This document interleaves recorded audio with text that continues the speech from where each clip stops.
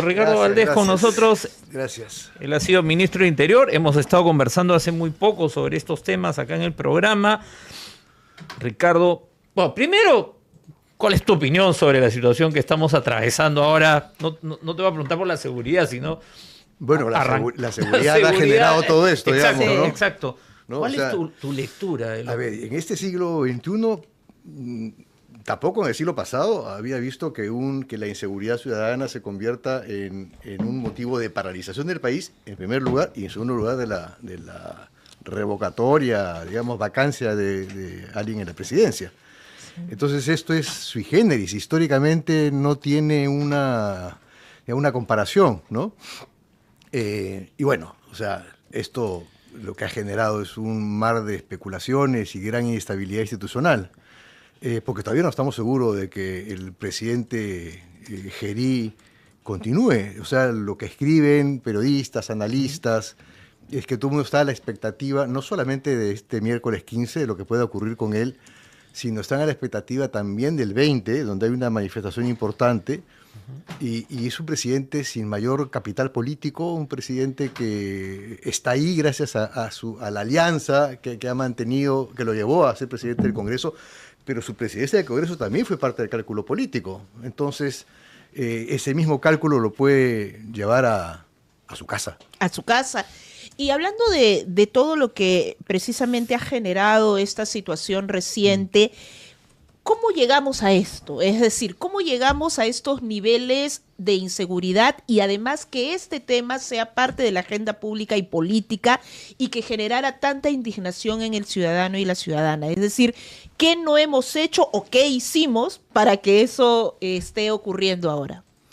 Me parece que hubo una muy mala lectura de los avances de la criminalidad, sobre todo porque las economías criminales las veían, digamos, desde el gobierno en las zonas rurales, y las zonas rurales con poca, digamos, concentración poblacional no le generaba mayor inconveniente electoral, digamos, porque el caudal político era menor que en la zona urbana.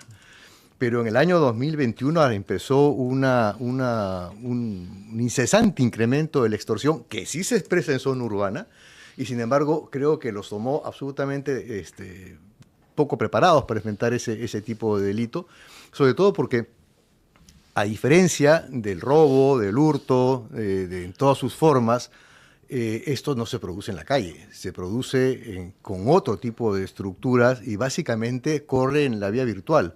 Por eso es que los estados de emergencia, que era la única fórmula que se ponía en práctica, no funcionaban, porque Sí, es decir, el WhatsApp te llegaba al mediodía, a la medianoche o a las 4 de la mañana, poco importa, o sea, no tenía ninguna importancia el control del territorio. Pero era la única respuesta que había, ¿no? Y hasta ahora siguen sin encontrar una fórmula, ¿no? Por ejemplo, hoy día el general Arriola ha anunciado una serie de medidas que, por lo pronto, a mí me parecen inaplicables. Esto de levantamiento de secreto bancario en 6 horas, no. Claro, eso no va a pasar. No va a pasar. Porque no es tan fácil. Está elevando la expectativa, y esto creo que le va a pasar factura también al comandante general. No puede decir una cosa como esa. Claro, pero ¿por qué hay la práctica recurrente? Porque lo dicen los comandantes generales de la policía, lo dicen los ministros de Interior, lo dicen los congresistas, de hacer anuncios tan efectistas y que después no se pueden cumplir. Yo decía cuando pasó el atentado acá en el Círculo Militar, al día siguiente uno hubiese esperado en la mañana que la Presidenta de la República o el ministro de Interior dijeran algo, dijeran, hemos tomado esta decisión, vamos a hacer tal cosa. Cero. No, peor que eso. Claro. Peor que eso, Claro. porque yo creo que el comunicado del Ministerio del Interior fue el que inició. Fue la bola de nieve. La bola de nieve, Sí, le empujaron sí. ahí, y Claro. fue por el Ministerio, ¿no? Claro, pero por eso te digo, o sea, no. O sea, muy mala lectura política. Entonces, un poco regresando a la pregunta anterior, ¿no? La lectura política del impacto de la criminalidad fue muy mal leída, y creo que lo que ha pasado a partir del 2021 hasta la fecha ha sido la operacionalización política de la seguridad. Es decir, estaban más preocupados por desactivar los equipos policiales que investigaban la corrupción en el poder, que incluía ejecutivo, legislativo y gobiernos regionales, en fin, de todo. Y eso, estaban más preocupados por eso que por mirar lo que estaba ocurriendo en el Perú, en estos delitos que eran nuevos por su nivel de crecimiento y de peligrosidad. Y eso fue lo que impactó.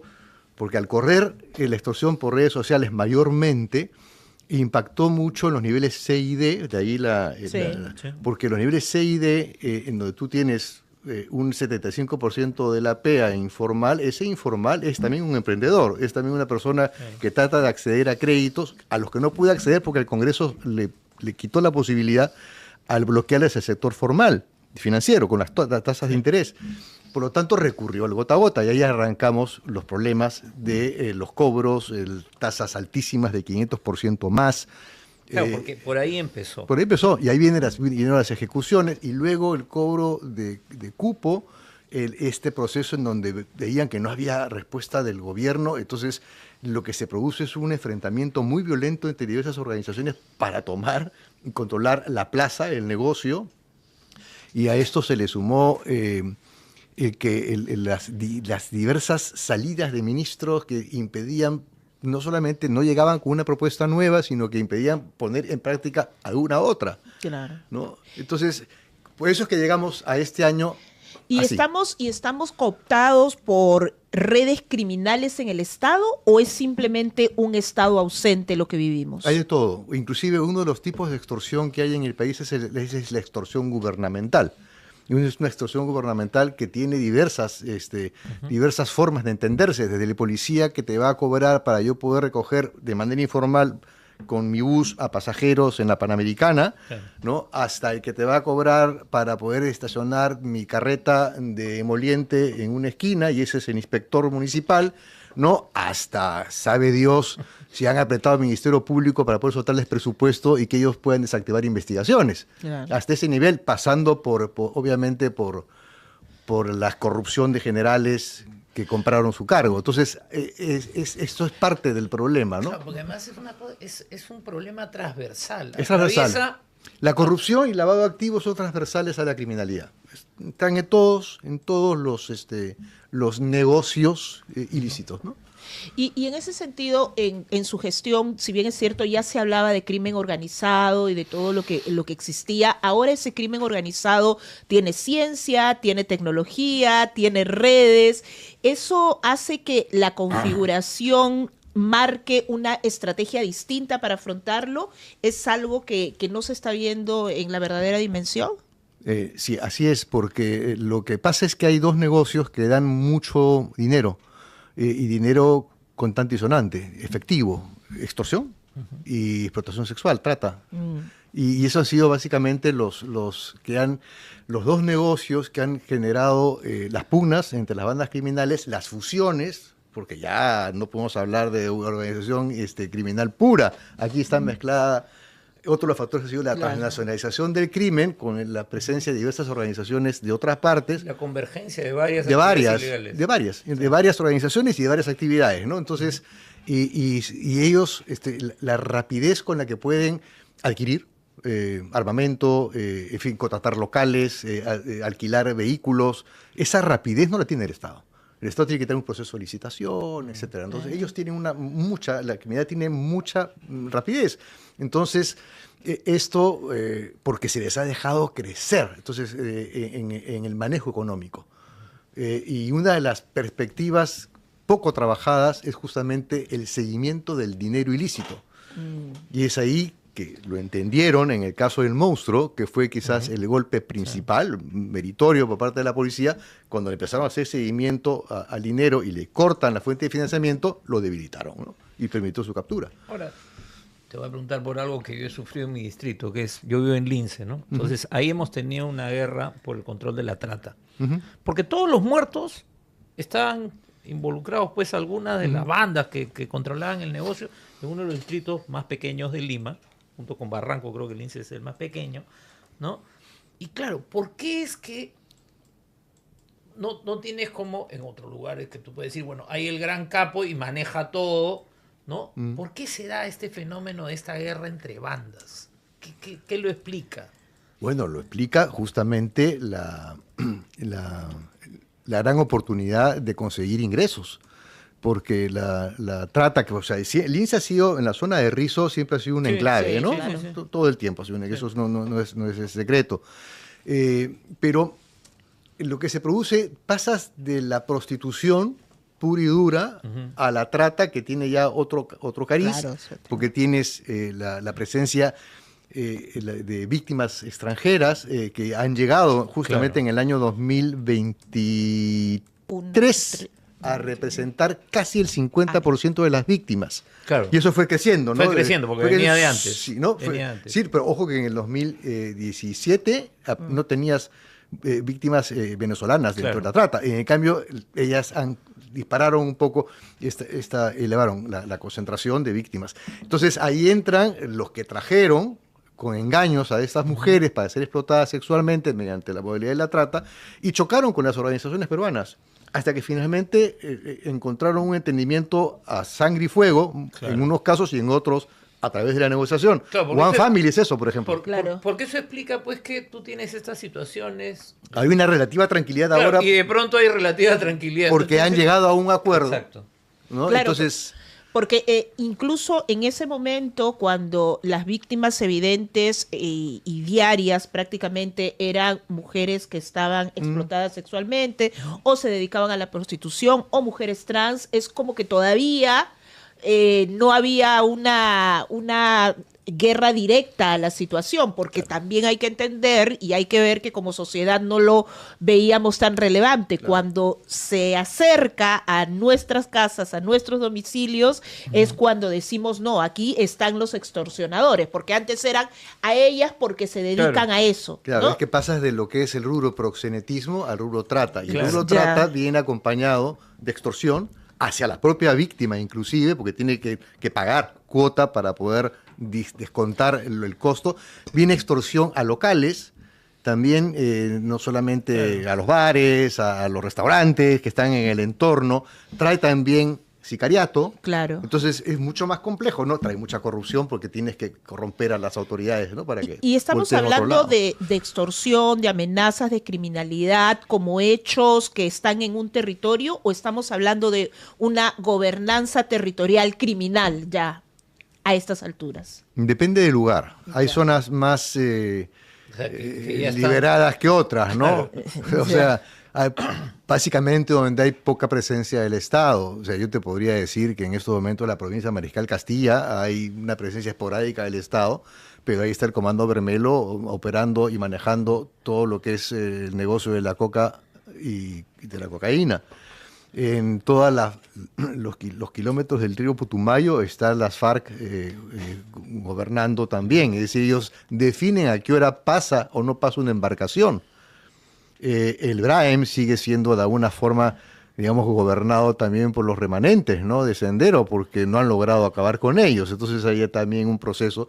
Y hay lugares muy cercanos, en el propio Huánuco, donde también, Puerto Inca, por ejemplo, que es una zona de amplísima producción de todo, Sí. ¿no? De todo. Y bueno, Madre de Dios es otro lugar donde Sí, bueno. la inversión, la policía de Madre de Dios no es una unidad ejecutora, entonces no tiene dinero, entonces es un desastre. Ahora, tú no has mencionado Patás, pero ayer pues llegó el alcalde de Patás y algunos lo veían como que venía a sumarse a la lucha contra la corrupción, el Congreso, pero después ha terminado casi que dándose abrazos con el presidente, ¿no? Pero claro, algo que llamaba la atención de la agenda del alcalde de Patás, la agenda pública, es que, claro, su reclamo es obras. Sí, no hay nada contra la minería. Y no pasa nada con no la hay nada minería. con la criminalidad. Entonces llama mucho la atención. ¿No? O sea- Y yo no mencioné a Patás porque ahí han hecho un esfuerzo porque esté el Estado y por más o menos tener un control del territorio, ¿no? Claro. Y han logrado ciertos golpes importantes. Pero lo que pasa es que mientras vemos ese operativo en ciertos socavones de Patás, no estamos viendo el bosque. Solamente estamos viendo el árbol del socavón en Patás, pero no estamos viendo el bosque, que es todo el negocio en torno a ese socavón. Y ese negocio es gigantesco, es gigantesco. Es desde lo que es el abastecimiento de materiales, de maquinaria, el transporte de la misma, el chalequeo. Claro, porque dinamiza la economía el regional, ¿no? el contrabando Claro. de la dinamita, la sacada del nitrato de amonio del sector agricultura para convertirlo en anfo y hacer voladura de roca, la contratación de seguridad, digamos, privada, el acopio de ese material, que es otro negocio, el procesamiento es otro negocio, el traslado de ese material, también que es otro negocio, y hay corrupción en todas partes, el entretenimiento sexual, los hospedajes, Claro, toda la economía de servicio. toda la economía, ¿no? Entonces, todo, claro, entonces, y eso no lo ven. Entonces, ¿qué pide el alcalde de Patás? Obras, porque además esa minería no paga impuestos, no te va a dejar dinero, ¿no? Claro, pero resulta entonces, muy llamativo, ¿no? Yo sé que no está muy llamativo, porque la verdad es que todo el mundo, yo creo que ganó muchos puntos, ¿no? Con esta marcha, ¿no? Hacia la capital. Claro. Pero sí, llamó la atención esa agenda, claro, y los abrazos. Quiero volver al tema de lo que podría pasar el miércoles, porque claro, no hay ministro del Interior. No hay gabinete. No hay gabinete, no hay ministro del Interior, y no va a haber, si no hay presidente del Consejo de Ministros, no va a haber ministro del Interior tampoco. ¿Cómo manejas una movilización? ¿Cómo respondes a una movilización sin gabinete? O sea, ¿qué pasaría si no tenemos gabinete el miércoles? A ver, lo que tenemos estamos en estos momentos en una situación donde los ministros y viceministros siguen en funciones mientras no sean reemplazados. Bien, entonces estamos con el gabinete de Dina, salvo las renuncias por de los dos que el plazo de hoy, digamos, ¿no? Sí. Y aunque el presidente les haya dicho que gracias, ellos siguen ahí. Siguen que estar en funciones. Tantas veces que he estado en el sector interior, cuando yo he renunciado, tengo que esperar a mi reemplazo. Claro. 30 días. Es más o menos el plazo que tienes que esperar. Ese es el plazo, claro. Sí. Entonces, ahí están. Hasta que no sale la resolución de peruano. Sí, ¿no? Entonces, por lo tanto, sí tienen responsabilidad funcional los que están ahí. Pero claro, o sea, lo que suelen hacer es básicamente, o lo que se suele hacer básicamente es un poco de tramitología, ¿no? O sea, vas despachando. Claro, el diario. Ahora, enfrentar un conflicto de esa naturaleza, ya vemos que quienes están operando porque así toca, es la Policía Nacional, y de ahí las reuniones en el general Arriola en el Congreso y con el Ministerio Público, ¿no? A ellos les toca, ya tiene que existir un plan de operaciones para manejar digamos lo que se viene el 15. Claro, ¿no? Y la policía tiene que... A ella le toca ese control del orden interno, está en sus funciones constitucionales y a ellos les toca enfrentar el problema. Y en ese sentido, conversábamos con Rocío que se prevé que no haya una represión violenta como ha sido la costumbre de la gestión de Dina. ¿Tú crees que eso podría darse de esa manera? Es decir, bueno, hemos escuchado a Arriola hoy día en otro tono. Ya. En otro tono. Y yo creo que eso debe ser parte de la conversación, porque si se produce un incidente mayor, Gerí ahí sale. De inmediato. Entonces yo imagino que ahora, no sé, pues a ver cómo va a ser la presión, claro. Porque la clásica es intentar tomar la Plaza de Armas y el Congreso, y si hay hay órdenes, porque son espacios que no pueden pasar. Entonces es ahí donde se produjeron los fallecidos en el caso del gobierno de Merino, ¿no? En esa época, porque se intentaba tomar esas posiciones y la policía tenía que impedir que se tomen esas posiciones. Todo va a depender del volumen de gente que asista, ¿no? Claro. Y de las estrategias que pongan en práctica. Lo que ha adelantado el comandante general de la policía, aparte de las 6 horas que van a acompañar, pero es lo que siempre se dice. Claro, y no se sabe qué puede pasar. Nunca se sabe qué puede pasar. Porque tú puedes tener, seguramente va a haber una altísima concentración de personal policial y van a querer, eso es lo que imagino, se va a poner mucho personal en el entendido que van a tratar de cortar las vías en el entendido que van a querer dividir a la. Claro, que ya hemos visto esa estrategia.